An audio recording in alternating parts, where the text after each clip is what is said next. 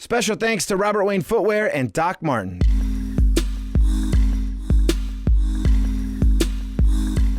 Three musical acts that are important to me. Definitely Michael Jackson, which, you know, I don't know if that's cliche or not or whatever, but his music, man, is just the greatest to me. You know, he like really delivered. Him and Quincy Jones captured so many just great moments in music, man, and just like things that really brought out emotion, I feel like, in music, you know, from a lot of those songs, man, like Rock With You, you know, you put that on, you just can't help but to feel good, or like a lot of those songs, a lot of MJ songs, man, and so that's one. Two, let me think. Two, definitely, and not just because I'm signed to him, but Kanye West, really. Well, you know, without his music, I don't know what life would have been like for me without growing up. He gave me a lot of like inspiration. He gave me a lot of like, you know, the last song on College Dropout was like one of the biggest songs for me in my whole life. You know, that was just something. It damn near, I don't know if it brought me to tears, but I can say it definitely touched me emotionally. You know what I'm saying? Just because that story made me feel like I could do anything. And then sure enough, a few years later, that's my boss, that's my homie, you know?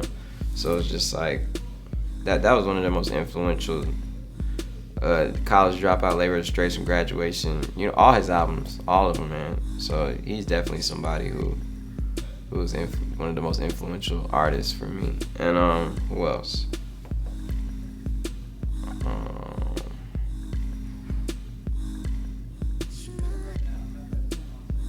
There's so many good ones, but I'll say, even though it's another rapper, I'll say Eminem's music did a lot for me as well, you know?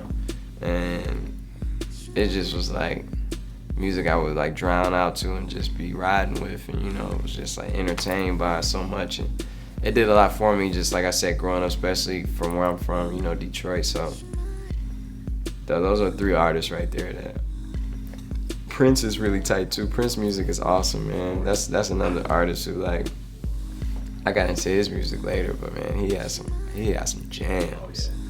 So Prince is definitely like up in there as well too. My favorite producer of all time, that's a hard one, you know. One of my favorite producers of all time, it's too hard to pick, but if I had to just pick one, it would definitely be No ID.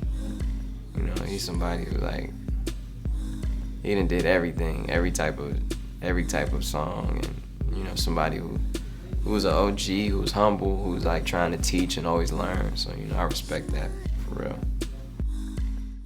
One of the most slept on artists to me are like, I guess he wasn't slept on, was Jay Dilla. It seemed like he got his credit after, kind of like after he died, but, you know, I feel like Slum Village and like, you know, Jay Dilla and all them, they weren't like as big as they weren't as big as their influence was, you know what I'm saying? Yeah, like Guilty Simpson and those guys. Yeah, all those dudes, man, Guilty Simpson, but mainly though, like, you know, definitely like Jay Dilla for the impact he had, I feel like, and the sound he was bringing, which I'm not saying he was the only one, but I feel like, I don't know if he got like his due credit until maybe after he died. So, you know, I love it's like, what's that steakhouse I love? Oh yeah, Mastro Steakhouse is like incredible. Macaroni and cheese there is crazy. The ribeye steak is like some ghetto ass shit that I love. Yeah. My first car? Yeah.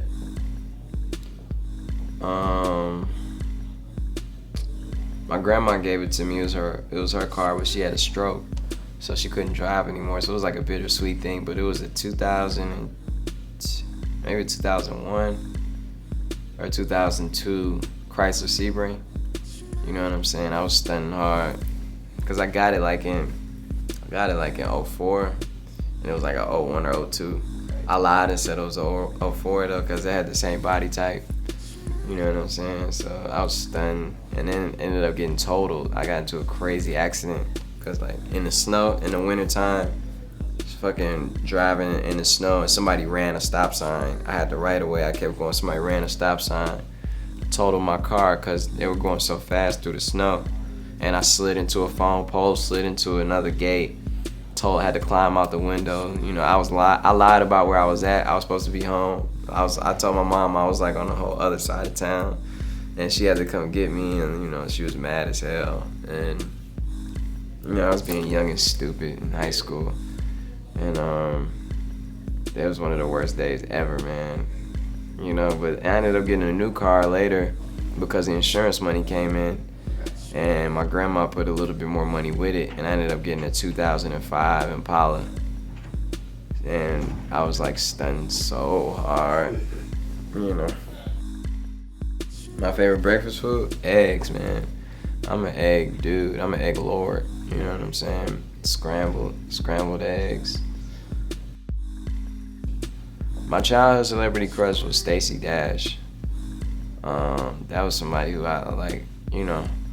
Her fine ass made me watch Clueless. You understand what I'm saying? Like that's like so girl. You know that's like the most femalist thing movie ever. But I would look at it for her fine ass all the time. She's fine as hell. Favorite video game? It probably is Zelda: The Ocarina of Time. 64. Yeah, on Nintendo 64. That's probably the best game ever made.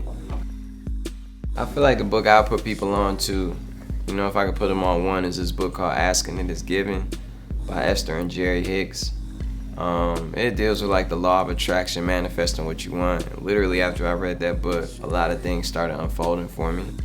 You know, of course you go through bumps and all sorts of craziness and, you know, drama or whatever, but things really unfolded for me when I started changing my thought process. So that's definitely something that I would recommend. That and The Alchemist are two great books, man. I'm Big Sean, and now you know.